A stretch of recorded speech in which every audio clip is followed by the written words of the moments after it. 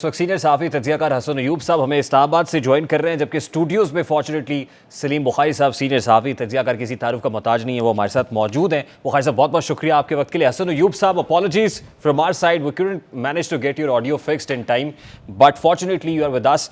तो मैं बिला ताख़ीर आपसे ये जानना चाहूँगा, ये जो तोशा खाना केस में इस्लामाबाद हाई कोर्ट का फैसला आया है, इस फैसले को चेयरमैन पीटीआई के लिए आप रिलीफ देखते हैं, वक्ती रिलीफ देखते हैं, या फिर आपको लगता है कि ट्रैप होने वाले हैं?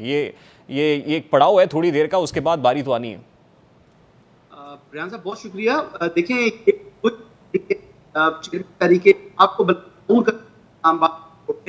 और उनके वकील को वो जो अपने दलाइल है वो अदालत में जाकर दे, और साथ ही साथ जो केस मांड कर दिया है कि ये काबिल समाअत है या नहीं, उन्हीं जज को जिनके ऊपर सबसे ज्यादा एतराज आयद किए चेयरमैन तहरीक इंसाफ और उनके वकला की जानिब से, अब मामला इस तरह है कि अब कल ही मुझे ये केस कंक्लूड होता दिखाई दे रहा है, और ख्वाजा हारिस साहब अगर अपने हतमी दलाल देने हैं और उसके ऊपर मेरे ख्याल से वो नहीं एक मिनट रुके हसन अयूब साहब, ये बड़ी इंपॉर्टेंट बात आप कह रहे हैं कि कल ही केस कंक्लूड होता हुआ नजर आ रहा है। देखिए, सबसे पहले तो अदालत की जुरिस्डिक्शन का मामला है ना, कि पहले तो जो जुरिस्डिक्शन का मामला है वो सेटल होना है, और किसी अदालत ने ये सेट करना है दायरा कार है या नहीं। पहले ये फैसला होगा तो उसके बाद हतमी दलाइल होंगे ना सर।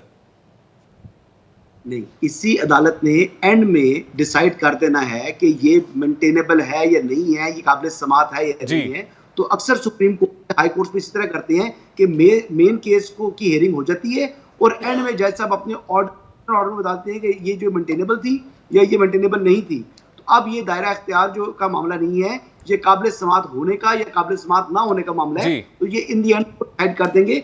एक और आपको मैं बताऊं इंपॉर्टेंट, नहीं, लेकिन उससे पहले ये क्लियर करें ना सर कि काबिल समाअत है या नहीं है। पहले तो ये मामला सेटल होगा ना कि यहाँ काबिल समाअत है या नहीं है, फिर उसके बाद मामला आगे चलेगा ना। पहले फाइनल आर्गुमेंट्स होंगे और उसके बाद जज साहब डिसीजन में कहते हैं कि काबिल समाअत है या नहीं है। और अब जो है, क्योंकि जो ये मामला है ये काबिल समाअत से मुतल्लिक है, ये जुरिस्डिक्शन से मुतल्लिक नहीं है, तो जुरिस्डिक्शन वाला मामला खत्म हो चुका है। और अब ये हुमायूं दिलावर साहब जो कि एडिशनल सेशन जज हैं, ये तोशा खाना केस में जजमेंट रिजर्व नहीं, अब जजमेंट अनाउंस भी कर सकते हैं, और मुझे कल ऑपरेटिव पार्ट उनकी जजमेंट का अनाउंस होता दिखाई दे रहा है। ये बड़ी इंपॉर्टेंट बात आप कर रहे हैं। कोर्ट्स का जो मेरा एक्सपीरियंस है गुज़िश्ता के तकरीबन 10 साल से, मैं आपको बता रहा हूं कि मैं यही देख रहा हूं, ट्रायल भी मैंने कवर किए हैं और ये भी अपील्स भी देखी हैं। तो I see this happening tomorrow, और कल का ही दिन है। और अगर वंस जो जजमेंट अनाउंस कर दी, शॉर्ट ऑर्डर अनाउंस कर दिया, तो सुप्रीम कोर्ट वाला मामला खत्म हो जाएगा। फिर हाई कोर्ट में दोबारा अपील जाएगी, और जुडिस्डिक्शन के ऊपर भी जब फ्रेश ग्राउंड कोई नया लेना चाहे तो वो अपील में हाई कोर्ट में जाएंगे, फिर सुप्रीम कोर्ट से रिजू नहीं हो पाएगा। Tomorrow is going to be a big day for Chairman PTI then, यानी कल आप ये कह रहे हैं कि इस केस को के फैसले को, वर्डिक्ट को रिजर्व नहीं किया जाएगा बल्कि सुनाए जाने के इम्कानात भी हैं। तो फिर ये जो पोस्ट किया जा रहा था कि इस्लामाबाद हाई कोर्ट का डिसीजन चेयरमैन पीटीआई के लिए रिलीफ है, तो फिर ये रिलीफ तो ना हुआ।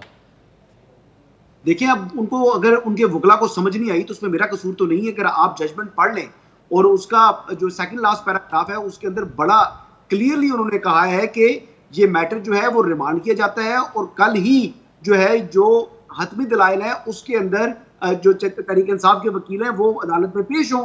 उनको बाउंड किया है इस्लामाबाद हाई कोर्ट ने, कोई रिलीफ नहीं है। मेरे हिसाब के मुताबिक इस फैसले से, रिमांड करने से वो सुप्रीम कोर्ट नहीं जा सकते। अब सुप्रीम कोर्ट के लिए अब 2 दिन की छुट्टी आ चुकी है, और 2 दिन के अंदर अंदर जो है ये फैसला जो है ये जजमेंट अनाउंस हो जाएगी।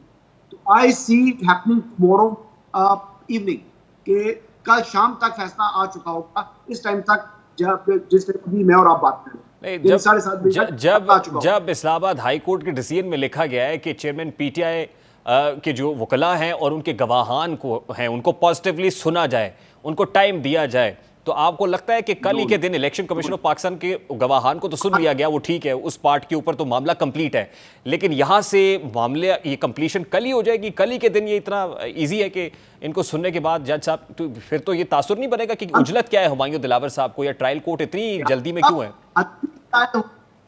हतमी दलाइल हो रहे हैं, 342 का बयान हो चुका है, इसमें आप कह रहे हैं कि कोई हिस्ट में हो रहा है।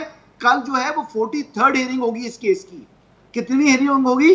43rd। ये 4, 5, 6 या 8 हियरिंग्स का केस था, और इन 43rd हेयरिंग में अभी तक पता है कितनी मरतबा पेश हुए चेयरमैन तरीके साहब अदालत के अंदर? 5 मरतबा भी नहीं। तो ये तो उनका अपना तर्ज अमल है। और ये ट्रायल जो है ये 20-25 हेयरिंग होती है, इसमें गवाह कितने थे, जो प्रोसिक्यूशन विटनेस हैं वो कितने थे? और आप देखिए डिफेंस के विटनेस जब उन्होंने दिए वो तो टैक्स रिटर्न से मुतालिक थे। तो ये मामला टैक्स रिटर्न का नहीं है, ये मामला इलेक्शन कमीशन में जो फॉर्म भी आपने सबमिट किया है गोशवारों का है। तो वो इररेलेवेंट उन्होंने डिफेंस विटनेस दिए जिसकी एप्लीकेशन को मुस्तरद किया था हमारी दिलावर साहब ने। तो अभी ये मामला मैं आपको बड़ा इजीली मतलब क्लियरली बताना चाह रहा हूं कि मुझे ये केस कल कंक्लूड होता दिखाई दे रहा है, क्योंकि हतमी दलाइल जो इलेक्शन कमीशन के वकील हैं अमजद परवेज साहब वो दे चुके हैं। अच्छा, मुझे अब तो हसन अयूब साहब, फिर जब इस केस को कंक्लूड होने से क्या मुराद है? केस कंक्लूड होगा, वर्डिक्ट सुनाया जाएगा, फिर क्या इलेक्शन कमीशन ऑफ पाकिस्तान को रेफर करेगी, अदालत लिखेगी और फिर वो इलेक्शन कमीशन ने कार्रवाई करनी है डिस्क्वालिफिकेशन के हवाले से जो भी फैसला? ये क्रिमिनल केस है, वो फौजदारी कार्रवाई का मामला है, क्योंकि इलेक्शन कमीशन ने भेजा ट्रायल कोर्ट को। तो अब हतमी फैसला जो है, जो ट्रायल से मुतल्लिक ट्रायल हो गया, अब ट्रायल में अगर वो इनको बरी करती है सपोजिटली ट्रायल कोर्ट, तो वो बरी हो गई जी, केस खत्म हो गया। और कल अगर वो उनको कन्विक्ट जो है वो कर देती है, सजा दे देती है, तो फिर साल 2 साल 3 साल तक मैक्सिमम पेनल्टी है। वो अगर कन्विक्शन इनको till the rising of court भी हो गई तो वो 5 साल के लिए जो आप कहते हैं कि पार्लियामेंट्री पॉलिटिक्स से आउट हो जाएंगे। और यही बेसिकली उनको खदशा है कि उनको नजर आ रहा है अपनी नाअहली, क्योंकि ये केस बड़ा ओपन एंड शट केस है। अब ये देखें ना, ये चेयरमैन तहरीक इंसाफ ने जो अपने गोशवारे यानी 2018, 19, 20 और 20-21 के गोशवारे हैं, उसमें वो जो उन्होंने अपने अमाउंट शो किए, उनके पास कोई गाड़ी नहीं है, उनके पास मोटरसाइकिल तक नहीं है, उनके पास 1 तोला सोना नहीं है, उनके पास कोई घड़ी नहीं है, और उनके 3 घर हैं, जो एक उनका बनीगाला वाला 300 कनाल वाला, एक जमान पार्क वाला और एक उनकी अलिया का बनीगाला में 3 कनाल वाला घर।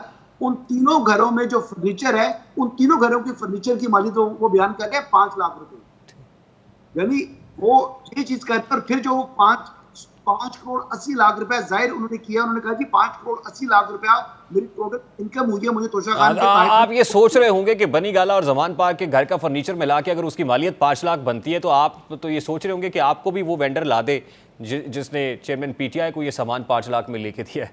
तो वो आप देख रहे हैं, शायद उनके ड्राइंग रूम देख रहे हैं, आप देखिए वो कमरों में तो सो रहे हो सकता है उनके पास चादर भी ना हो सोने के लिए। मैं आपकी इतला के लिए बता दूं कि वो जो सुर्ख सोफा जिसके ऊपर आपको बड़ा एतराज हो रहा था कि चेयरमैन पीटीआई सुर्ख कुर्सी पे बैठे होते हैं, तो कल जो साफियों से मीटिंग हुई है उसके अंदर वो सुर्ख कुर्सी नहीं थी। अच्छा, वो नहीं थी।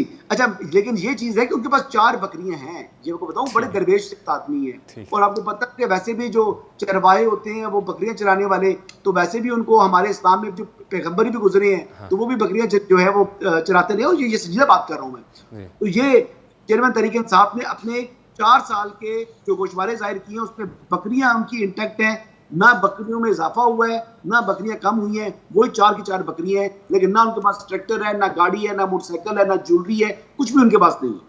चले, कल का दिन बड़ा इंपॉर्टेंट होने वाला है। हसन अयूब साहब, thank you very much for a deep insight. बहुत शुक्रिया।